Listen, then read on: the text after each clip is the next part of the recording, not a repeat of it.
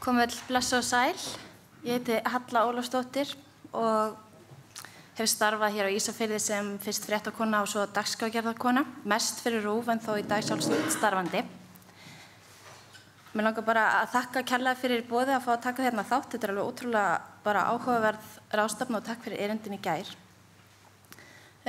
Þegar Harpa nefndi við mig í vetur hvort ég vildi vera hérna með erindi, þá voru fyrstu viðbrögðin mín: nei, ég ekki alveg rétta manneskjan. Ég hef ekki fjallað snjóflóð. Og þá var mér auðvitað efst í huga að ég var ekki hérna árið 2020. Ég var hinum megin á hnettinum þegar snjóflóð fór yfir varnargarðinn á Flateyri. Og Harpa var ekki alveg sátt við þetta svar og maldaði eitthvað aðeins í móinn og kom með eitthvað dæmi og ég tók aðeins við. Spurði gervigreindina eins og fleiri hvort að ég hefði gert einhverjar fréttir eða umfjallanir snjóflóð. Og hún sagði að ég væri veðurfræðingur, þannig að ég lauk því samtali bara strax og spurði næsta samstarfsfélaga sem Google. Og eftir bara smá Google þá fann ég að þessar umfjallanir og fréttir og ýmislegt hljópa á tugum og þetta jafnvel bara yfir 100 svona mál sem að ég hef fjallað á einhvern hátt Og þetta til dæmis bara fréttir snjóflóðahættu og lokanir vegna snjóflóða. Þetta snjóflóð sem hafa fallið, þetta fólk sem kemur á stað snjóflóðum í frístundum sínum, á leiðinni heim til sín. Þetta daglegt líf með snjóflóðahættu, þetta snjóflóðagrindur og snjóflóðavarnir af ýmsum toga. Fólkið sem vinnur við að setja upp snjóflóðavarnir og smá pólitík. Og svo það fréttaskýringar, það viðbrögð við snjóflóðahættu og snjóflóðum, viðbragðsaðilar, tryggingamál og svo það uppröfanir og umfjallanir þessi snjóflóð sem hafa gerst í gegnum tíðina og fylgja okkur ennþá. Þannig að ég á hattinn minn og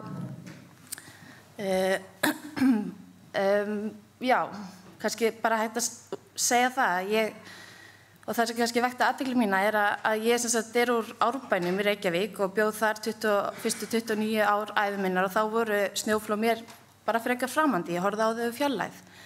Og það sem vakti sérstaka athygli mína að það tók mig minna en 10 ár að finnast þau það hversdagsleg og það stór svona venjulegur hluti af lífinu að ég mundi ekki einu sinni eftir því þegar Harpa nefndi þetta við mig og kannski þetta eitthvað tengt þessu veðurminni sem við vitum öll alveg arfalélegt að ég var bara einhvern veginn bara myndið ekki og en þetta líka kannski það að þessi bunki af umfjöllunum, hann varpar ljósi á að þetta snýst ekkert lengur bara hvar húsið okkar stendur, hvar við búum. Þetta bara hvað við erum að gera, hvert við förum, hvers konar fólk við umgangumst, hvaða áhugamál við höfum, hvar við vinnum, hvert við leggjum leið okkar og hvernig lífi við lifum undir þessum bröttu hlíðum. Og ég ætla að nota næstu mínútur til þess að skoða nokkrar umfjallanir og kannski mál sem að hafa vakið athygli mína á þessum 10 árum og eitthvað svona stef sem ég hef tekið eftir. Og kannski við byrjum á því að skoða eitt sem hefur kannski vakið sérstaka athygli og ég kannski vissum að Þóroddur hefði komið inn á ef hann hefði verið hérna í morgun og það þessi sterku tengsl sem fólk hefur við staði og tilfinningarnar sem það ber til staða. Og eins og þið öll vitið eftir vettvangsferðina í gær þá fara Ísfirðingar í sumarhúsin sín með því að keyra í heilar 5 mínútur í blíðuna inn í Tunguskógi og forðast þannig borgarlífið hér á Eyrinni á Ísafirði. Og í ár vissulega 30 ár liðin frá því að snjóflóðin féllu á Flateyri og í Súðavík en 9 mánuðum fyrir flóðið í Súðavík þá féll þetta flóð í Tungudal og þetta voru sem sagt 18 mánuðir af bara mjög þungum tíma fyrir sérstaklega viðbragðsaðila hérna á norðanverðu Vestfjörðum og samfélagið allt Og þetta snjóflóð, eins og þið vitið, þurrkaði út næstu bara sumarhúsabyggðina eins og hún lagði sig og skíðasvæðið upp á Seljalandsdal.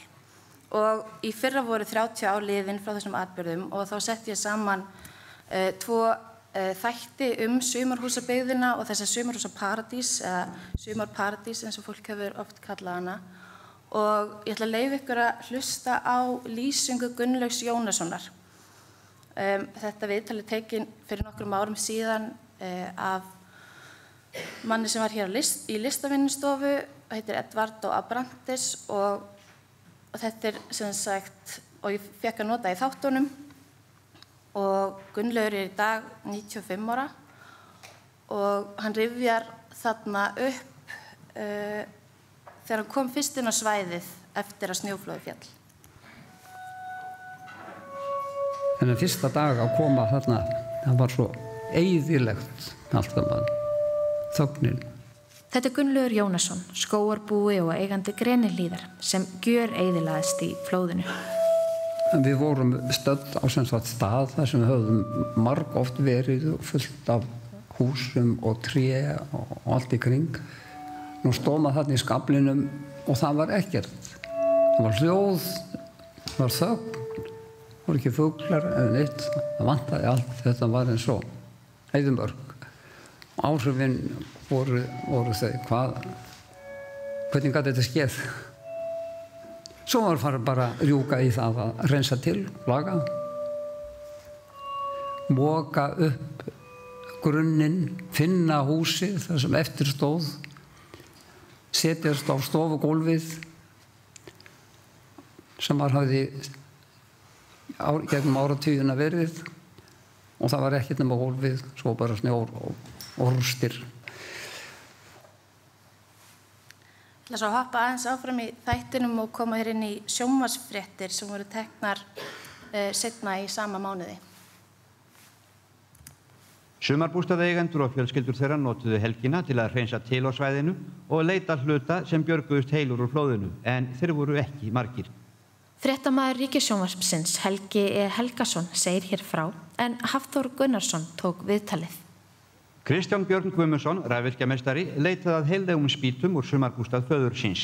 Já, við ætlum svona að tína það sem að heillegast úr þessu og fara með það hérna upp að grunni þar sem að sumarbústaðurinn stóð og hugsanlega nýta þetta aftur ef til endurbygginga kemur. Er farið að ræða það hvað eigi að gera hérna á svæðinu?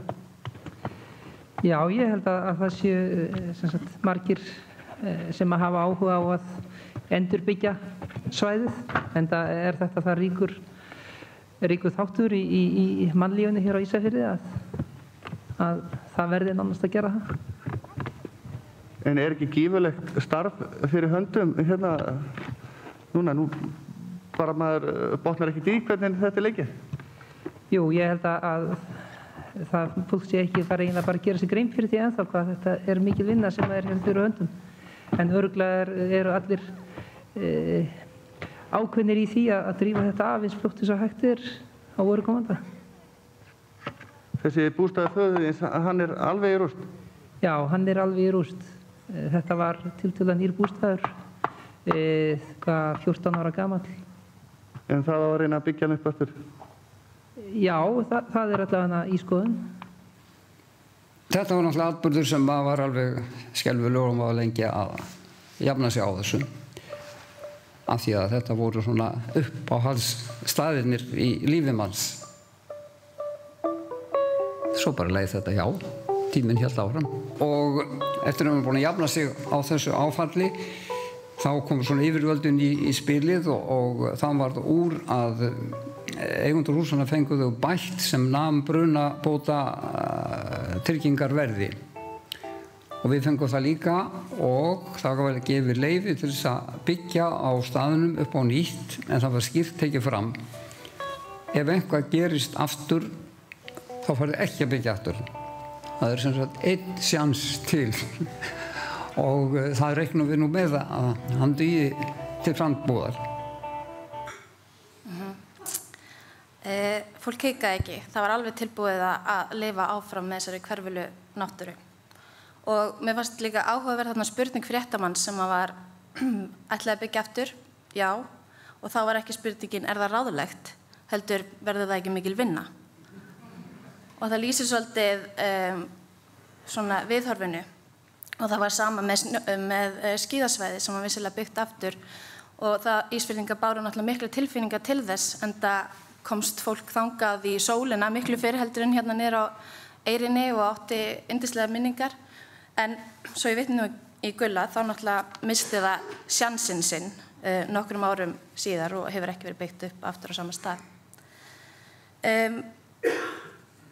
En eins og þau viti kannski þá ekki leyfilegt að vera eða gista í sumarhúsabyggðinni í Tungudal á veturna og mér langar í framhaldi af þessu að spila brot úr þessum sjónvarpsþáttum sem voru á dagskrá RÚV síðasta haust, heita Vegur er heiman og það eru þau sem búa í Rauðahúsinu sem mörg ykkar held ég tókuð eftir fyrir neðan eða við Leiðigarðinn hérna undir Seljalandshlíð.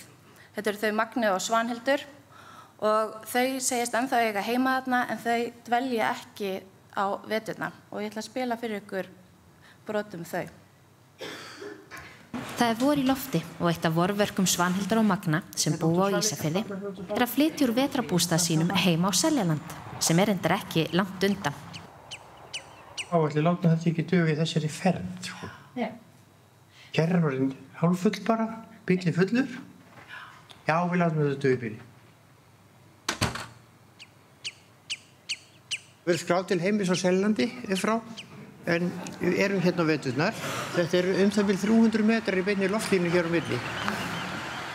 Þannig að þetta allt svolítið stutt að flytja, svolítið, sko. Og þannig hefst sumarið hjá Magna og Svanhildi, sem hafa átt heima á Seljalandi síðan 1991. Við fundum strax hérna, vildum við heima, sko. Bara leið og við komum hingað, þá áttum við bara heima hér. Seljaland stendur undir Seljalandshlíð og eins og víða undir bröttum fjöllum þar snjóflóðahætta á veturna.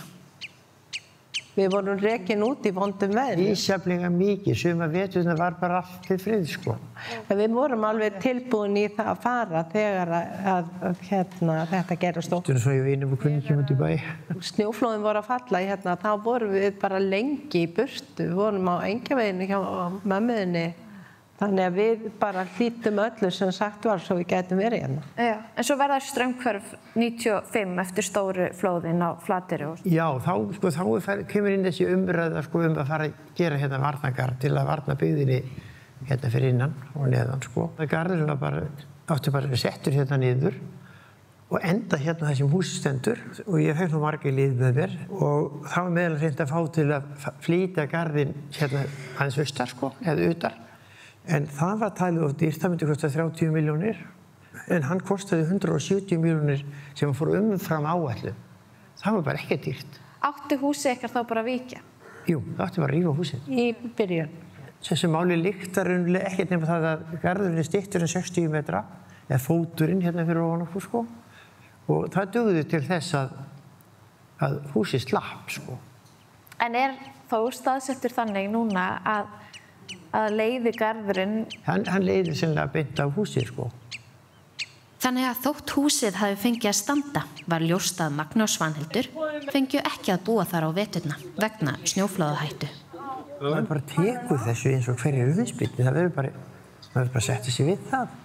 Þeir keyptu okkur húsið. Já. Og seldu okkur það svo fengum við það bara aftur. Við keyptum svo aftur nokkrum árum seinna. Já, en þeir keyptu okkur á fullu verði þannig við gátum keypt hitt húsið. Þannig að það var ekkert illa gert við okkur, sko. Hvað þetta orðið mörg ár sem að þið hafi þá flutt svona? Sko, 2006 flytjum við fyrst. Svo eitt í þessu við erum afskaplega löghlýðið fólk og gerum þetta alltaf á réttum tíma og svo kannski enginn að fylgjast með okkur endilega, sko. En það bara af því við vitum við þurfum að gera þetta og gerum við það á réttum tíma. En hvaða hlutverk fá þessi tvö hús í ykkar lífi? Sko, þetta náttúrulega heima. Hitt bara eitthvað auka hús sem að sem að býr í til þessi. Þetta heimilið. Við erum náttúrulega búin að búa hérna í 30 ár.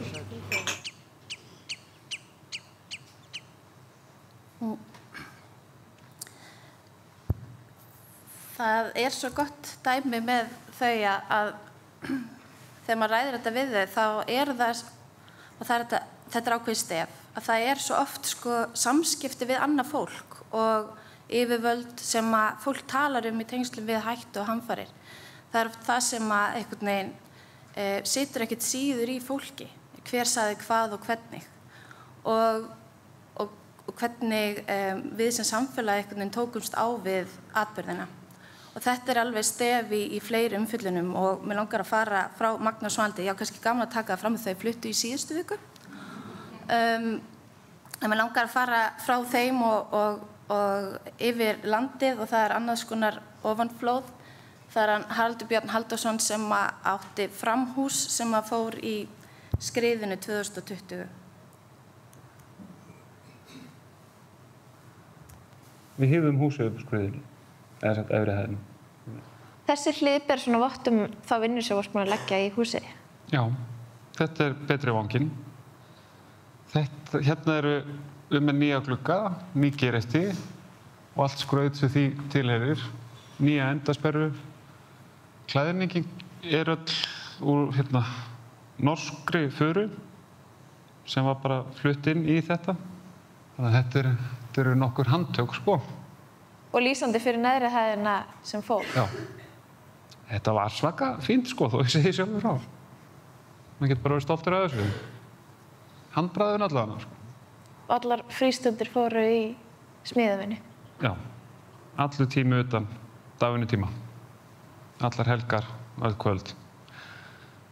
Eins og segi, þetta helgtökumann. Tekur yfir lífið. Og hvað ætlar að gera við það? Það góð spurning. Auðvitað vil ég endurbyggja það og þá helst náttúrulega á sömu lóð.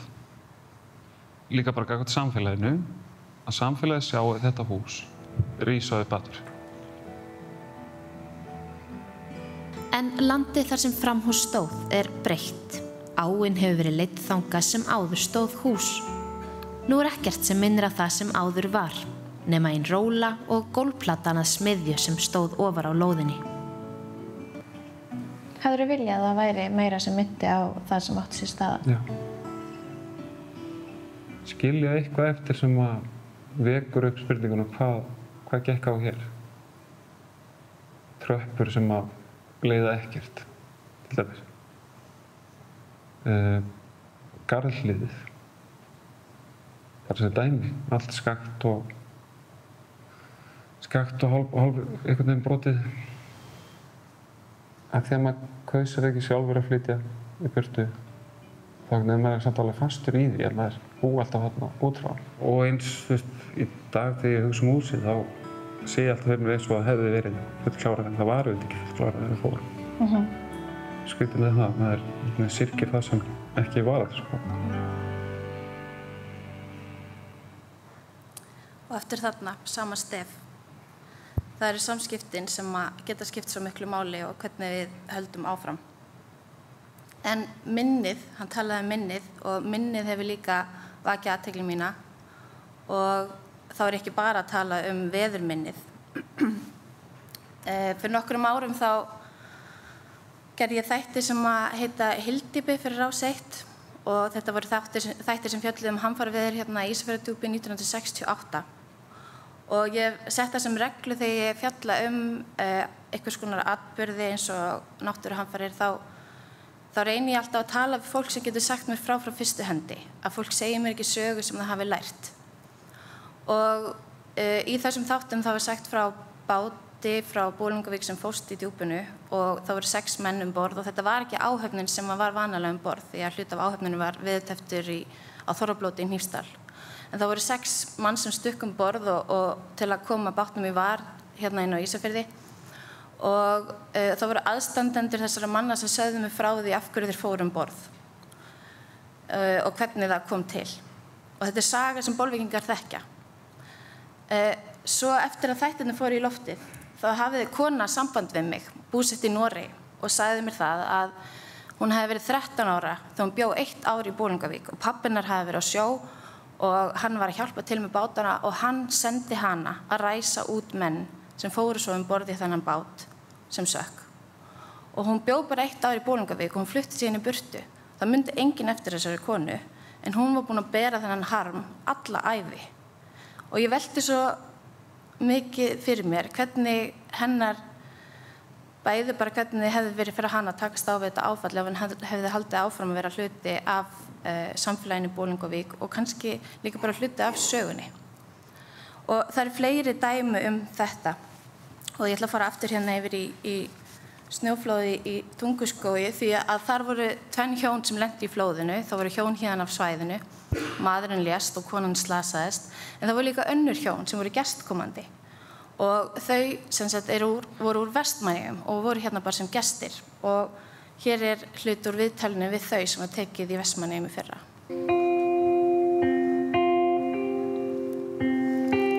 Munið þið hvað tók við eftir snjóflóðið? Hvað verður ykkur? Við þurftum að fara beint í Vestmannaeyja, ég þurfti að vera í vinnu, sko. Ég fór líka í vinnu, sko. Sólveig og Ásgeir, sem bjuggu í Vestmannaeyjum, voru í fríi á Ísafirði þegar þau lentu í snjóflóðinu í Tungudal. En í rauninni hefði þau ekki átt að fara í vinnu. Ég var bara alveg, ég sé það núna að ég hefði átt að fara í frí, sko. Ég var bara lerkuð og lemstruð og farin á taugum. En upp frá því hætti ég í minni vinnu. Þetta hafði nú þau áhrif, eða mér finnst það núna. En var kannski enginn að velta því fyrir sér að... Nei, það var ekkert sem hét áfjallahjálp eða eitthvað, það var ekkert. Og eins og með þau Sólveigu, Báru og Ásgeir sem voru einhvern veginn bara ein með sinn harm í Vestmannaeyjum, þá eru líka dæmi mitt fólk sem upplifði snjóflóðið á Flateyri sem fór til dæmis ekki til Reykjavíkur og var ekki áfram á Flateyri heldur fór til dæmis austur og þannig fórst það einhvern veginn á mis við þá hjálp sem var í boði en líka þessa náunga kærleik sem í þessum litlu samfélagum og jafningjahjálp. Og undanfarin misseri þá hef ég verið að aðstoða konu frá Flateyri við að skrifa bók. Þessi bók fjallar reyndar ekki snjóflóðið bara, heldur bara ýmislegt annað og hún upplifði snjóflóðið á Flateyri þegar hún var 2 hálfs árs með fjölskyldu sinni. Hún var í húsinu sem að Gumbi sagði okkur frá í gær sem að flaut með flóðinu, efri hæðin. Og í samtölum okkar og mömmunar þá hafa þær oft komið inn á það hvaða hjálpaði þeim mikið að vera áfram hluta samfélaginu á Flateyri og upplifa stuðningin þar. Mér langar að fá að setja hérna smá klaus úr bókinni sem er frá þeim tíma sem að þær voru í Reykjavík eftir flóð. Í sal Rauða krossins við Rauðarastíg gátu Flateyringar komið, fengið sér kaffi og spjallað. Þetta var einnig miðstöð fyrir upplýsingar. Mömmu fannst að salurinn hefði gert mest gagn í því að takast á við áfallið. Þar mátti hlæja, þar bar fólk sameiginlegan harm. Mamma segir húmor vera besta lækningamáttin, mildur húmor sem meiðir engan, heldur gerir fólki kleift að hlæja. Það erfitt að hlæja með þeim sem stóðu utan við þennan hóp. Það greinilega svo mikilvægt að tilheyra samfélagi þegar hörmungur dynja á. Og það bara augljóst hvað nærsamfélagið og sameiginleg reynsla getur tengt fólk saman og stutt. Og þá spurningin hvar byrjar og endar þetta nærsamfélag? Hægt að má einhvern veginn út mörkin? Hægt að hafa þetta meira flæðandi? Hægt að tala ekki ykkur og okkur eða þið og við og vera bara við? Við íbúar, viðbragðsaðilar, sérfræðingar, fjölmiðlafólk. Bara einhvern veginn við og gera kannski meira því sem við erum að gera hérna í dag. Stilla okkur einhvern veginn saman því að einhvern hátt þá búum við öll undir þessum bröttu hlíðum. Og mér langar að loka þessu í dag með því að spila brot úr einn af mínum fyrstu fréttum sem ég gerði þegar ég hóf störf fyrir Ríkisútvarpið og það var þegar 20 ár voru liðin frá snjóflóðunum á Flateyri. Og þetta söngur barna eða skóla, hvað voru þetta? Já, þetta voru bara nemendur úr grunnskóla Undarfjarðar og það Ólöf Máney Ásmundsdóttir sem var þá í 8. bekk sem syngur einsöng og þetta var minningarathöfn í Flateyrarkirkju vegna 20 ára frá atburðunum á Flateyri. Sögur segja viljum vita Veitja þér þennan mikla brag Syngjum þorpið mitt og miðin Fegur fjarðar eins og friðinn Og nú syngjum við saman þetta lag Flateyri Ég syngja viljum Flateyri Syngjum í áttu svo ríka Fólkið full og hafi líka Já, ég syngja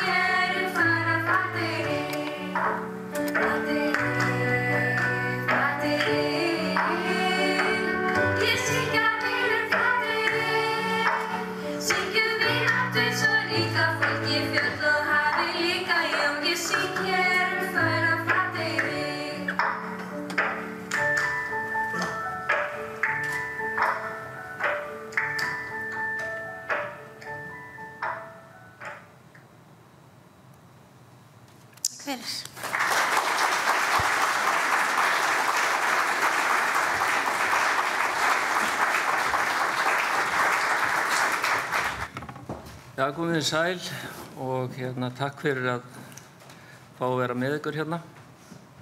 Ég verð að viðurkenna það að þegar Elías hafði samband við mig að ræða hagræn áhrif ofanflóðavarna að þá var ég dálítið hugsi því það nú kannski ekki það fyrsta sem manni dettur í hug í sambandið ofanflóðavarnir, það eru hagræn áhrif og síðan verð ég að viðurkenna að ég líka svolítið utanaðkomandi í þessum geira af því að ég hef nú kannski mest fjallað áhrif annars konar framkvæmda á samfélög.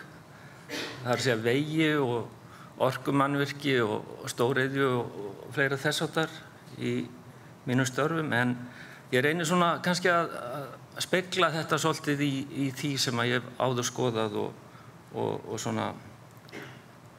hugsað Þannig að ég svolítið að skoða þetta hvað er líkt með ofanflóðavörnum og annarri innviðauppbyggingu og aðeins fara yfir kostnaði sem tengjast þessum ofanflóðum, þáttur sveitarfélaga sem eru stóri gerendur í þessu og hvaða þéttbýlisstaðir þetta eru sem eru varðir og hvaða einkenni hafa þeir og við þurfum líka að ræða svolítið aðra útsetta staði af því að samfélagið að breytast og við þurfum kannski að huga að fleiri stöðum en það sem þéttbýli og eftir því sem að samfélagið breytist þá breytast líka þessar hagrænu áherslur, ferðaþjónustu og annað slíkt sem búið að koma inn á síðustu árum og svo þurfum við að velta svolítið fyrir okkur hvað tilgangur með framkvæmdum eða markmið og hvernig metum við síðan. Og þær eru svolítið ólíkar annarri innviðauppbyggingu snjóflóðavarnirnar eða ofanflóðavarnir. Fyrsta markmið væntanlega að verja líf og limi íbúa á hættusvæðum og verja önnur mannvirki. En síðan koma þær í veg fyrir að búseta og atvinnulíf raskist og að fækka rýmingum og eykur traust á staðinu til búsetu og minnkar þetta varnarleysi eða varnarleysi skugga sem undir annars vofa yfir og þetta sérlega viðkvæmt málefni og það erfitt að tala hagræn áhrif leið og það að verja líf og limi fólks en svo eru þessi önnur áhrif sem eru bara býsna keimlík það bara þessi mönnun sem að þarf og tæki og þessi kostnaður við framkvæmdirnar sem bara svolítið klassískt og síðan það umhverfisáhrifin að sjálfsögðu. Það auðvitað mikill kostnaður sem að tengist ofanflóðum og elstu heimildir eru þarna frá 1118 skilst mér og hátt í 700 dauðsföll skráð og mörg hundruð væntanlega óskráð.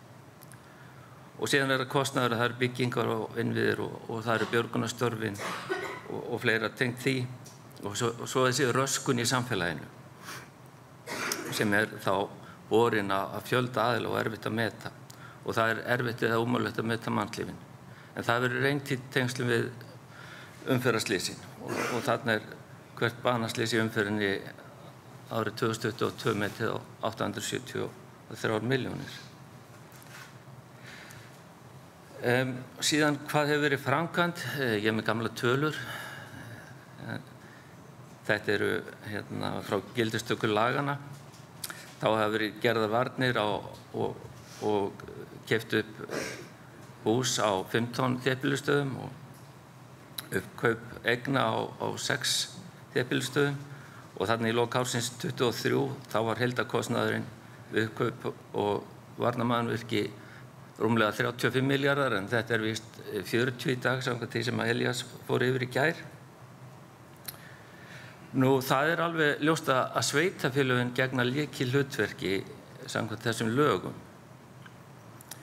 og reyndar í samtíð framkvæmdina þá eru framkvæmdasýsla ríkisins eða ríkiseignir mjög mikill gerandi. En gera sem sagt tillögu að varnarvirkjum fyrir hættusvæði sem þegar hefur verið byggð samkvæmt aðalskipulagi, annast framkvæmd við varnarvirki og bera ábyrgð á viðhaldi mannvirkja sem er dýrt samkvæmt því sem kom fram í gær. Og þeim er heimilt að gera tillögu kaup eða flutning á húseignum í stað varnarvirkja eða annarra varnaraðgerða. Og þá á sveitarfélagið eignirnar en nýtingin er háð skilyrðum. Og síðan er heimilt að taka eignir eignanámi. En það er alveg ljóst að hagsmunir sveitarfélaga hljóta vera að byggð og atvinnulíf raski sem minnst og ekki síst vegna hagrænna áhrifa og mér taldist til að sveitarstjórn eða sveitarfélag kemur 30 sinnum fyrir í lögunum, í lagatextanum. Og það er auðvitað mikið í húfi og þarna er upplýsingaskilti sem ég tók mynd af á Seyðisfirði eftir örflóðin 2020 og við sáum aðeins frá í fyrri fyrirlestri hjá Höllu. En þarna var sem sagt verið að minna á hvað hefði gerst þarna.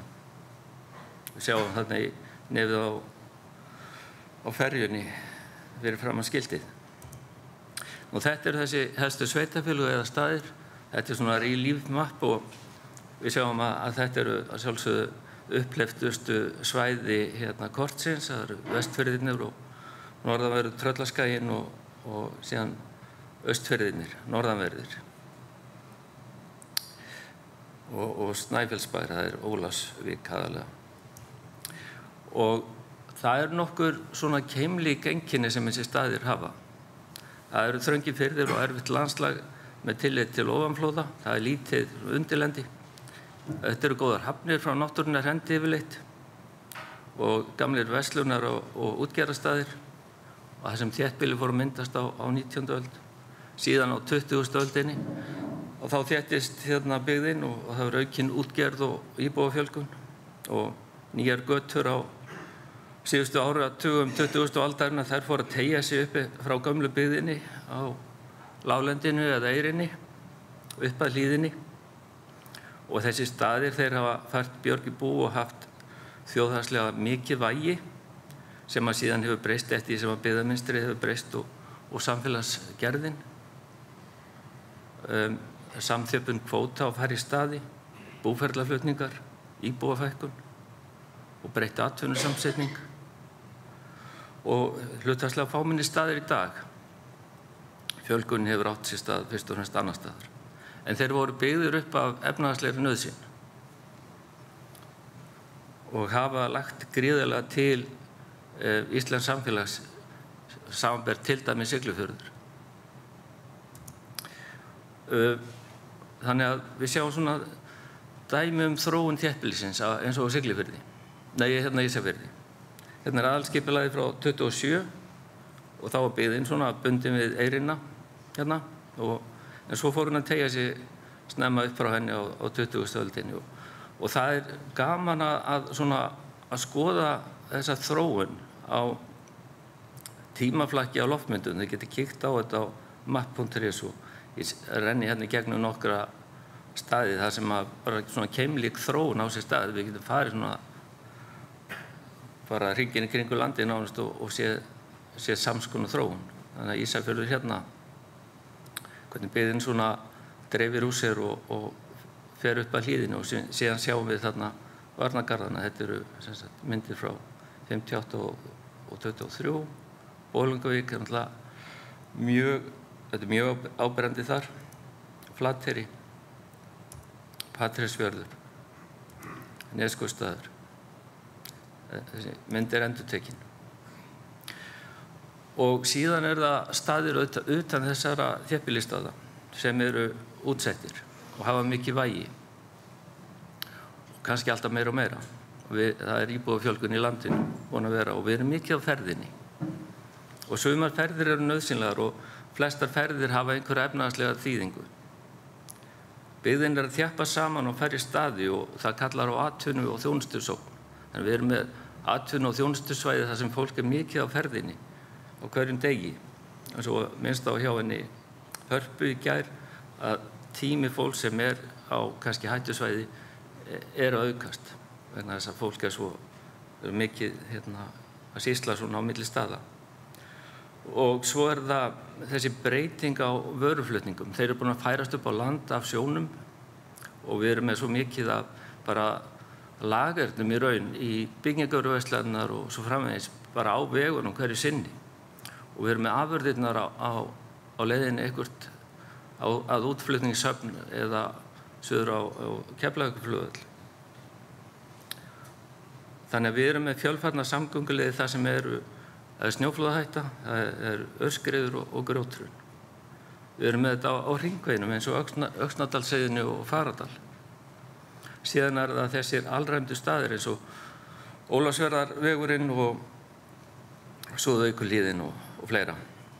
Og það var gerð svokölluð óvegaáætlun eins og við köllum svona daglega á 9. áratugnum.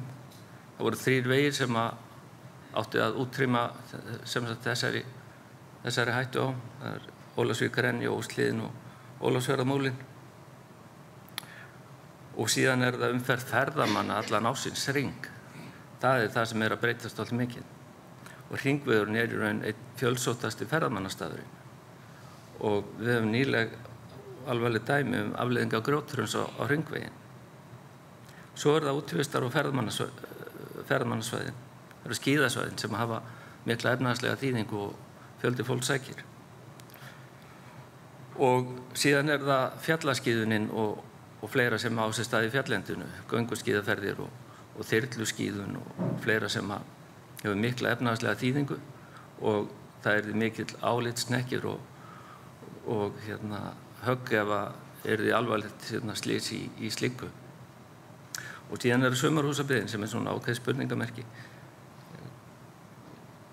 Og Halla kom ágætlega inn á áðan svona hvað hætta fylgir henni, það getur gert. Hérna mynd af hringveginum, Öxnadalsheiði, þessi fíni eskort hérna á ferðinni 1987.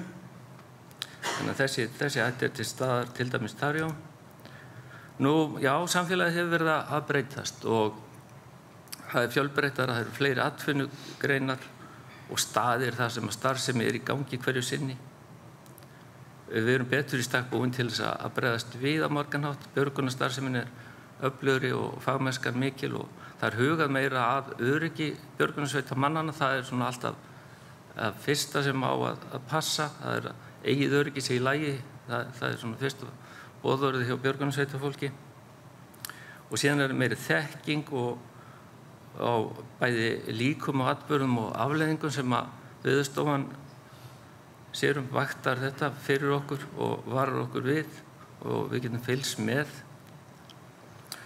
Þannig að við getum verið svona viðbúnari á ýmsan hátt og svo það loftslagsbreytingarnar sem Halldór kom inn á í gær sem geta haft áhrif á hvernig þetta muni þróast hjá okkur í framtíðinni eða akkúrat að breytast núna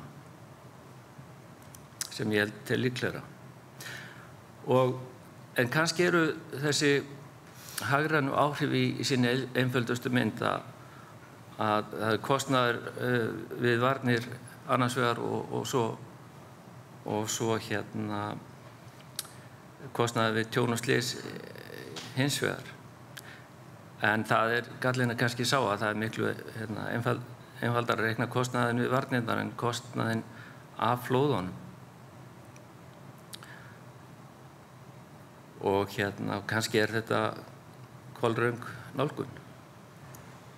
Og svo hefur verið talað að það séu aðra leiðir færar og kannski hagkvæmari, kaupa upp húseignir í meiri mæli heldur en hefur verið gert og þétta byggðina í eldri hlutum bæjana utan hættusvæðanna.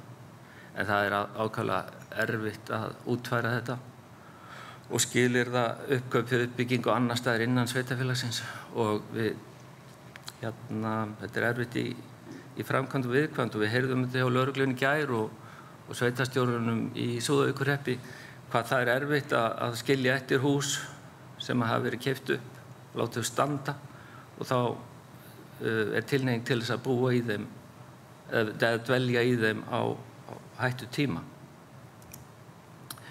Kannski eigum við að fara þá leið að meta árangurinn af framkvæmdum eftir svona þessu markmiða tilgangi þeirra. Og ef við horfum á þennan málaflokk samgöngur, þá eru markmið samgöngu framkvæmda fimmföld. Það eru umferðaröryggi, það er hagkvæmni eða arðsemi og greiðfærni tengingar svæða, byggðaþróun og umhverfismál eða loftslagsmál. Og þessi brú þarna, einbreiða brú, hún yrði nú helst metin þá á þeim mælikvarða hvað myndi auka umferðaröryggi á hringveginum. Og markmiði með ofanflóðum er nú kannski ekki fyrst og fremst að hafa jákvæð hagræn áhrif, af því að það kemur þarna fram í 1. grein laga varning gegn snjóflóðum og skriðuföllum að vinna skal að vörnum gegn tjóni og slysum af völdum snjóflóða og skriðufalla svo sem mælt er fyrir í lögum þessum. Og þá kannski ættum við aðalega að mæla árangurinn eftir þessu markmiði. Hversu vel verjumst við slysum og tjóni. En hins vegar er þetta þarna til hliðar að þetta minnkar líkur á að byggð og atvinnulíf raskist og það eykur trú á framtíð samfélagsins, fasteignaverð hefur tilhneigingu til þess að haldast eða hækka þar sem að trú á samfélagið og framtíð þess er meiri. Þetta eykur öryggistilfinningu, það verður aukinn hreyfanleiki fólks og það verður jákvæð áhrif á atvinnu og þjónustusókn og rekstur sveitarfélaga getur orðið jákvæðari, útsvar þeirra sem að búa á staðnum og vinna þar, fasteignaskatturinn og síðan er það orðsporið út af við. Og það hefur jákvæð áhrif til dæmis á ferðaþjónustuna og orlofsbyggð og fleira. En það er kannski svolítið erfitt að mæla sumt af þessu, en það eru klárlega vísbendingar þessa hluti.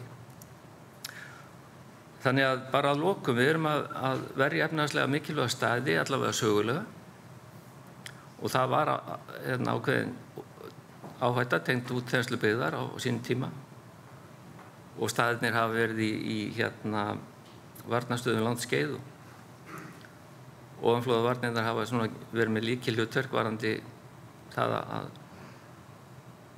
að styrkja þessi sveitarfélög til framtíðar og mikilvægt til þess að skapa öryggi og efnahagslíf og búseta raskist minna. En það er erfitt að segja og leggja kalt mat á efnahagslega þýðingu í krónum og aurum. En við sjáum svona vísbendingar út á til dæmis rannsóknum á afleiðingum umferðarslysa hver kostnaðurinn er. Og að koma í veg fyrir alvarleg slys er gríðarlegur ávinningur, burtséð frá öllum hagrænum áhrifum að sjálfsögðu. Og við líklega ættum helst að mæla árangurinn á grundvelli þeirra markmiða sem stefnt var að með framkvæmdunum. Það er að segja því sem kemur fram í lögunum. Takk fyrir.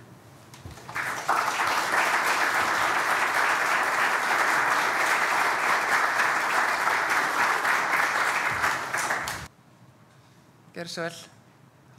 Takk kærlega fyrir. Mér langaði að velta þess upp varðandi tjón á efnahagsstarfsemi sem er raskast. Er einhver leið til að leggja mat á það? Þetta gefur komið upp í mati á sjávarflóðum. Það er náttúrulega langmesta röskunin ef verið flóð í Kvosinni.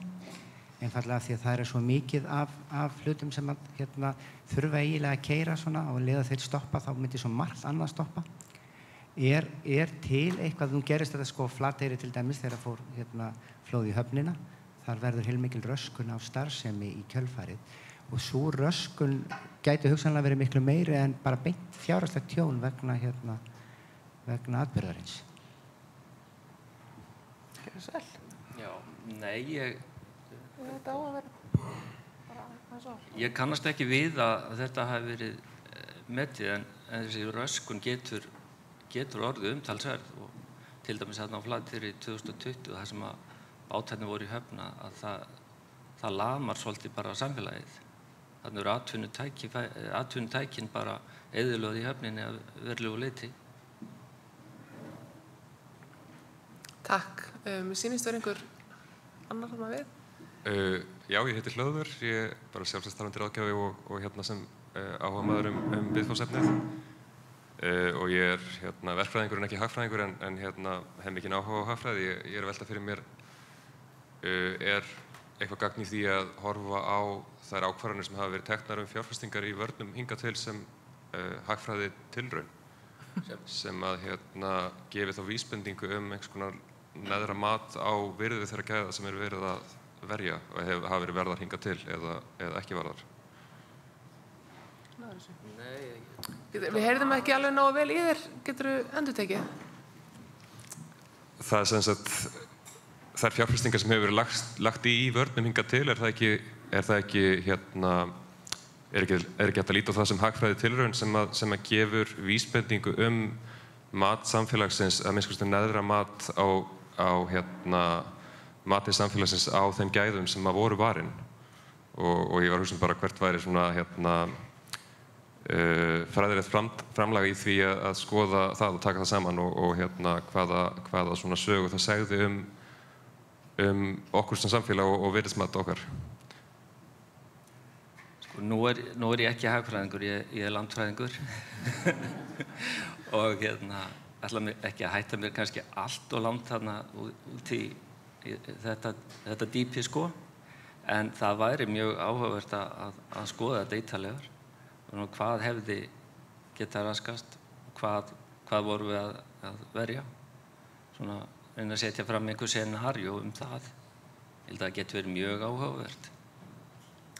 Já, ég get tekið undir það bara af því ég sé ekki að sé einhver þarna þegar við settum í gangi litakóða viðvörunarkerfið þá vorum við gjarnan spurð sko hvað björguðu þið miklu eða annarkvort það eða þú veist okkur voruð að setja þessar viðvaranir á. Það gerðist ekki neitt. Og þá matið á sko það þegar fólk heldur sig heima af því að það er rauð veðurviðvörun, þá fannst fólki ekkert gerast. Þannig að þetta er vandræði eiginlega allstaðar sko að eiga þetta. En á meðan þið eru komin já, gjör svo vel. Sælverði, Guðmundur Björgvinsson á Flateyri. Ég var nú verið að tala hagræn áhrif og annað í tengslu þetta og þakka fyrir þessi framsögu erindi sem hafi verið hérna í morgun. Ef við hoppum aðeins yfir á Flateyri að eftir snjóflóðið 95 þá lagður fyrir okkur vorið eftir kynning á því hvernig eigi að verja byggðina. Og það snýrist náttúrulega það að verja byggðina, ekki höfnina. Og við bentum svo sannarlega á það á þeim tíma að höfnin væri miklu uppnámi og höfðum að því mikla áhyggjur að það myndi enda með slæmum atburði sem að svo raungerist 2020. Það voru 6 bátar sjálfstæðra útgerða aðila í höfn á Flateyri sem að allir gjöreyðilögðust og hagræn áhrif að því voru náttúrulega alveg skelfileg fyrir samfélagið. Það aðeins einn aðili sem að hefur hafið útgerð aftur af þessum 6 sem að þarna voru. Og svo þegar kemur til þess að bæta þessu fólki tjónið, þá voru þetta náttúrulega bátar af ýmsum aldri. Tryggingafélög ákvaða það bara að meta þessi skip upp á nýtt og þó að 4 ára gamall bátur sem hafði verið vátryggður fyrir stórar upphæðir að hann gjörsamlega metið niður og rökin fyrir því eru bara það að það sé hægt að fá svona svipaða eða sambærilega báta fyrir miklu minni pening heldur en voru tryggðir fyrir. Það er að segja að fólk var að greiða iðgjaldatryggingum sem aldrei stóð til að stæðu. Og þetta fór mjög illa með marga sem voru í útgerð á Flateyri. Eitt tilfelli, stærsti báturinn sem var þarna var bara fyrir nokkrum vikum áður en að þetta gerist nýkominu slip í Stykkishólmi. Tjónabæturnar fyrir þennan bát, þær duðu til þess að greiða reikningin fyrir slipaðgerðina. Þannig að menn stóðu þarna bara, sem maður segir, slípur og sneiður og þetta hefur náttúrulega opasleg efnahagsleg áhrif á svæðinu þegar svona gerist. Og auðvitað var búið að gera okkur grein fyrir því að varnarvirkin sem voru byggð eftir 95 voru náttúrulega fyrst og fremst hugsuð til þess að verja íbúðabyggðina. En ég hef oft spurt sjálfa mig þeirra spurningar eftir að hafa bent á þetta að höfnin væri í uppnámi vegna þess hvernig varnargarðarnir voru staðsettir. Hvers virði eitt lítið þorp án hafnar? Það spurningin sem við þurfum að velta fyrir okkur og það væri alveg, held ég, verðugt rannsóknarefni að fara yfir þetta nánar. Takk. Takk. Viltu bregðast við? Eða þið? Ég vil bara fyrst og fremst bregðast við með því að bara taka undir þetta að þetta svona bara hluti af þessu samfélagi sem þarna í þessu tilviki Flateyri og það bara virki sem slíkt að þá hugið minn að því að verja það svona í heild sinni dálítið. Takk. Tómas? Já, í sambandi við þessu spurningu hlöðvers, í sambandi við virði byggða og virði verðmæti varnarvirkja, að þetta í vissum skilningi nátengt pælingum virði mannslífa sem voru í brennandi epli hérna eftir flóðin og við kynntum okkur aðeins. En það einn skóli í sambandi við verðmæti mannslífa sem ekki auðvelt að útfæra að í heilbrigðiskerfinu eru að taka ákvarðanir lífagjöf og uppskurði og krabbameinsmeðferð og margt annað og það eru ákveðin efri mörk, jafnvel þó minn vilji bjarga mannslífum og lífin séu til, að þá samfélagi tilbúið að borga kannski 500 milljónir eða jafnvel upp undir milljarð þegar saman kemur í mjög miklum kostnaði við illa veikt fólk. En svo lenda minn í þessu þaki og í þessum skilningi okkar praktíska mat á virði mannslífa talið vera á nokkur hundru milljónir eða milli 500.000 milljónir og á þeim forsendum getum við sendt flugvélar til útlanda til þess að flytja sjúklinga heim og margt annað sem mjög kostnaðarsamt og fjölskyldur geta ekki staðið undir og það má vissulega alveg segja að íslenskt samfélag hafi lýst í yfir að þessar sjávarbyggðir séu að minnstakosti þessara 60-80 milljarða virði vegna þess að við erum tilbúin til þess að borga þá upphæð í svona svipuðum skilningi og við sjúklingana. Þannig að vissulega má segja að þetta sé ákveðin tilraun í verðmætamati sem hefur farið fram hérna þó að það hafi ekki verið tilgangurinn. Takk. Takk. Og með við bíðum eftir fleirum síðan þarna. Það langaði maður að spyrja Halla því þú varst að tala þetta með minnið og veðurminni fólks sérstakt áhugamál mitt, þið kannski ímyndað ykkur það. Sko í fyrsta lagi, mér finnst skemmtilegt að heyra að þú hafir ekki sjálf munað eitthvað af því þetta verður svo hversdagslegt en finnst þér umfjöllunin hafa eitthvað breyst eða hefur sýn þín á hvernig fjallað svona náttúruhamfarir breyst eftir að þú fluttir? Breytist náttúrulega mjög mikið þegar maður sjálfur í þessari stöðu. Já, kannski bara frekar erfitt með að svara sig því að svo bara fjölmiðlafólk svo mismunandi og auðvitað reynt að vinna eftir einhverjum siðferðisviðmiðum en þau eru náttúrulega alls konar og það kannski bara fyrir mig allavega hef ég bara sett mér ákveðnar reglur sjálf og reynir bara að standa svolítið fast með þeim en ég veit það ekki. Þetta bara mjög erfitt að svara því að þessi stétt bara svo ótrúlega fjölbreytt en ég held að það sem hafi samt breyst að það allavega svona á vissum stöðum hefur skapast kannski betra traust og mér finnst þetta traust vera mjög mikilvægt því að það sýndi sig náttúrulega í flóðunum sínum tíma að það virtist hafa verið skortur og trausti á milli yfirvalda og fjölmiðlafólks og þess vegna fór þetta bara í klessu og lýsingarnar frá þessum tíma eru ekkert endilega til eftirbreytni og svo betur fyrir höfum við lært eitthvað á því en það þurfa allir þá að virða þetta traust og þar eru alltaf einhverju svartir sauðir Sé ég ekki einhvern þetta með mikrofónu? Jú, Sæl Sveinn Brynjólfs frá Veðurstofunni. Ég kom upp í hugan á mér bara þessi samskipti sem við eigum á snjóflóðavaktinni sem ég hluti af á Veðurstofunni.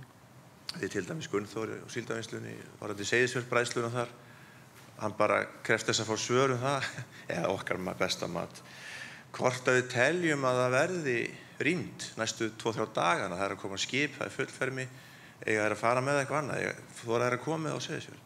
Þetta skiptir máli, þetta svona bein áhrif, auðvitað efnahagslegan, en dálítið svona stór þáttur í rekstri á svona atvinnustarfsemi eins og fiskveiðar eru og sjálfsagt með laxeldi líka býst við hérna á Suðurfjörðunum það verið að keyra, að vera slátra og ákveða slátra og verið að því og svo brestur á og það ekki að keyra auðvitað út að bara ófærð og vegum en það þá líka snjóflóðhætta eins og Ragnardarshlíðin í Patreksfirði og þar get ímyndað mér þetta hafi svona bein áhrif á þetta ákvarðanir og að getur orðið fjárhagslegt tap í þá það sem út með svona ferskar afurðir og afla sem það þarf að koma til vinnslu og má ekki bíða en svo náttúrulega eins og búið að ræða mannslífin og fyrir samfélögin að fólk finni til öryggis og vilji búa á stöðunum og hafi þrótt til að byggja upp og skapa á stöðunum, halda því áfram.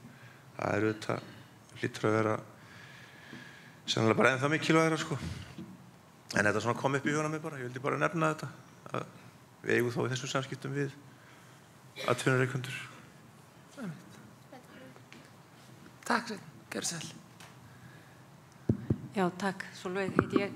Já, mér finnst þetta alveg fantafín umræða sem að eiga sér stað hérna og tengist mjög svona áhættugreiningu sem í verkfræðinni og maður kannast við og þarf að vera á öllum fagsviðum, hvort sem það landafræði eða hagfræði eða hvað sem og ég held að að hafa yfirumsjón svona verkefni og tryggja þessi unnin og við fáum öll að læra af þeim eitt mjög gott verkefni sem að væri í nýju stofnunni hjá honum Elíasi. Takk fyrir. Takk. Heiður, það gefa þér síðustu spurninguna, gjörðu svo vel. Já, hæ, Heiður heiti ég á snjóflóðavaktinni á Veðurstofunni. Halla, mig langar svolítið að spyrja þig, eitthvað svona sem að þú heldur að við, vísindasamfélagi og viðbragðsaðilar og fjölmiðlar svona í samstarfi getum gert betur til að hjálpa til að miðla upplýsingum til íbúa og annarra sem þurfa ofanflóðahættu og bara aðra náttúruvá. Getum við einhvern veginn hjálpast betur að fyrir fólkið? Nýr vefur fyrir veður.is væri til dæmis bara rosalega sniður. Ég held að það væri fyrsta skrefið sko og það myndi ekki bara hjálpa almenningi, heldur líka bara fjölmiðlafólki. Það bara einhvern veginn þessi miðlun upplýsinga og þar þetta bara frekar basic svo í sletti. Hann ekki á leiðinni? Jó, gott veður.is. Já. Heyrði, þá ætla ég að þakka þér kærlega fyrir. Bið ykkur að klappa fyrir frummælendum okkar í dag.